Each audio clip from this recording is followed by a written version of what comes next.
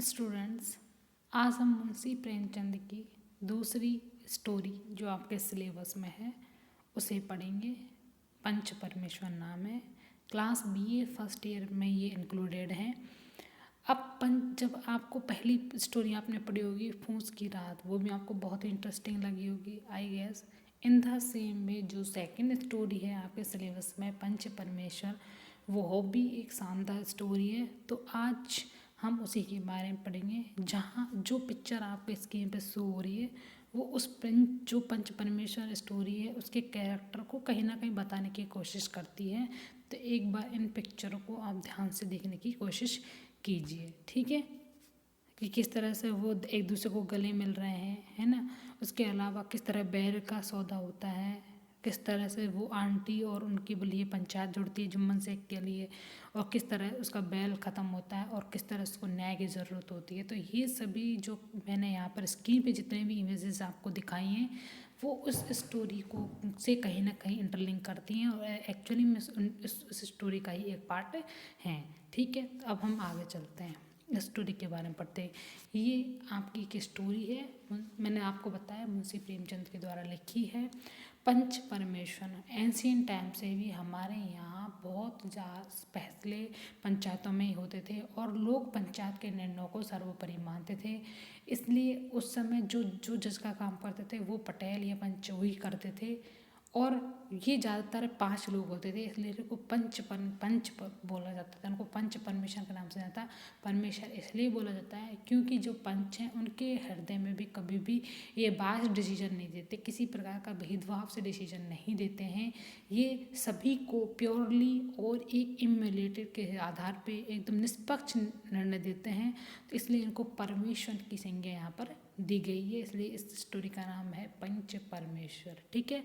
अब हम स्टोरी को स्टार्ट करते हैं। स्टोरी में 2 कैरेक्टर हैं, मेन कैरेक्टर हैं, एक है जुम्मन शेख और दूसरा है अलगू चौधरी। ये क्लोज फ्रेंड हैं। देवर पार्टनर्स इन कल्टिवेशन में भी पार्टनर्स होते हैं। सम ऑफ देयर फाइनेंशियल डीलिंग्स पर also done by jointly. They trusted each other without any reservation. When Jumman had gone on Hajj, he had left his house under Algu's care, and whenever Algu went out, he left his house under Jumman's care. They neither denied, nor were they of some reason. There was also a certain occurrence of abuse between them. This indeed is the basis of true friendship.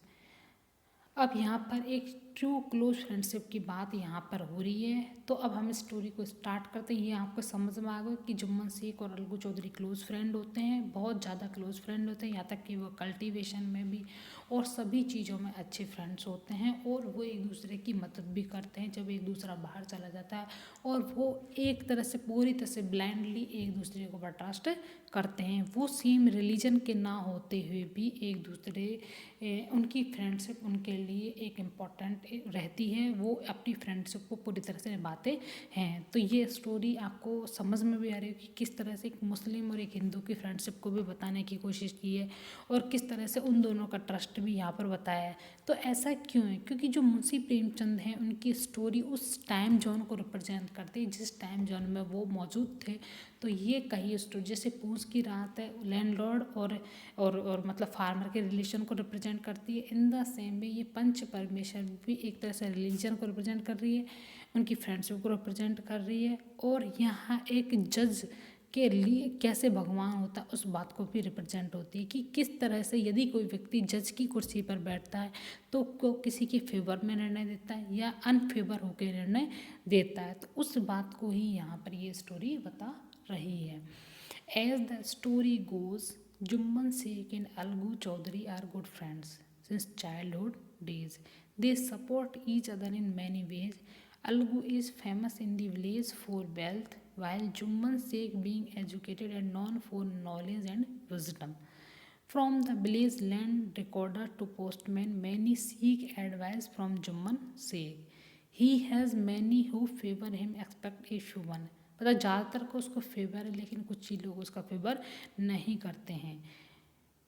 जुम्मन्स aunty Juman's auntie is getting old, so she willed her property, a piece of land, to him. Since he has no relative other than Juman Sheikh, as soon as the registration of the property is over, Juman and his wife begin neglecting auntie. This causes her grief and she calls out a village panchayat. ठीक है, तो किस तरह से village panchayat में वो आती है, उसकी खाला क्यों आती, क्योंकि उसको नेगलेक्ट कर दिए थे। तो यहाँ पर जब स्टोरी स्टार्ट करते हैं तो उस स्टोरी को यहाँ पर इसमें बताया गया है कि किस तरह से जुम्मन शेख की वाइफ खाला को परेशान करती है और किस तरह से जो अलगू चौधरी अपना निर्णय यहाँ पर देता है। ठीक है, अब आगे स्टोरी को चलते हैं। Calls out for a village panchayat among all the जजेस Algu is given the supreme authority, मतलब उसको सबसे बड़ा पंच बनाया जाता है, मुखिया बनाया जाता है उस पंचायत का अलगू चौधरी को।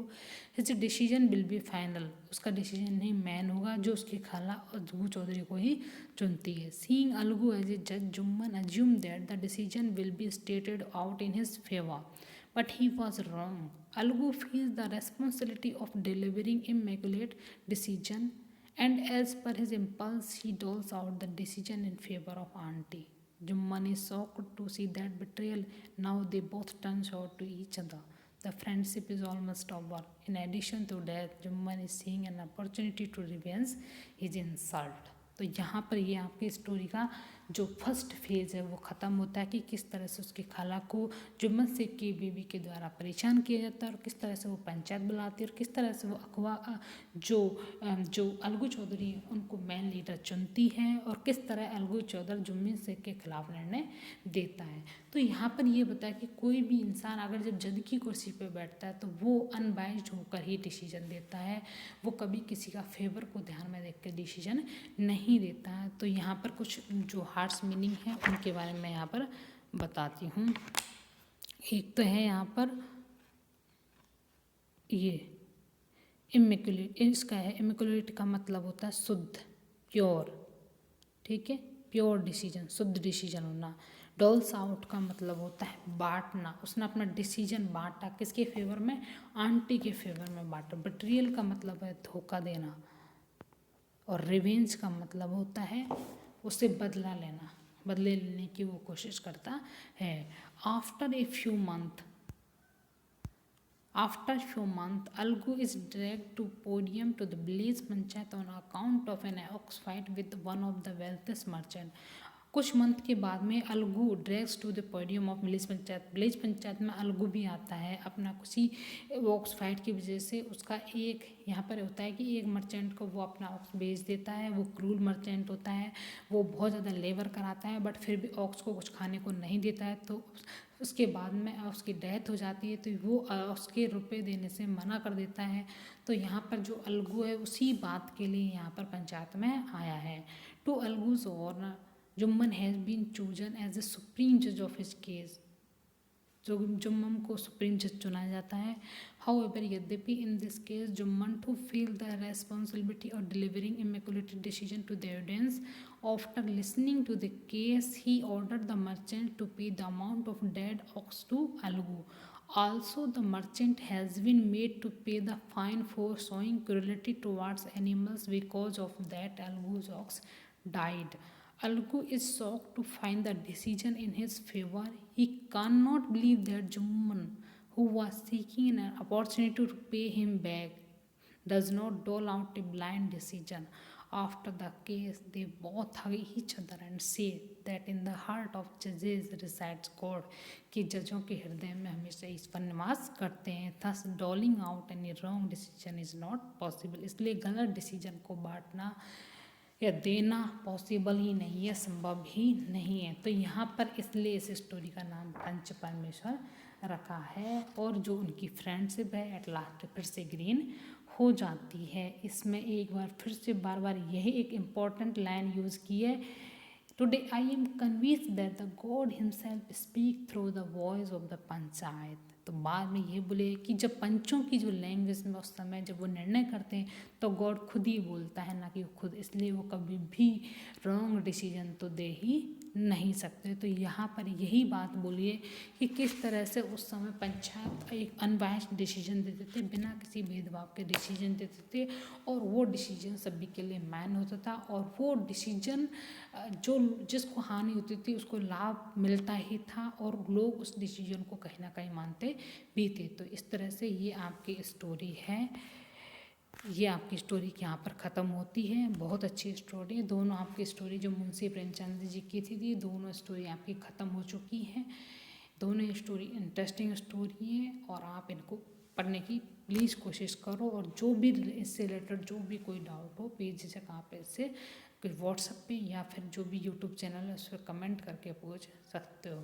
ठीक है, थैंक यू वेरी मच।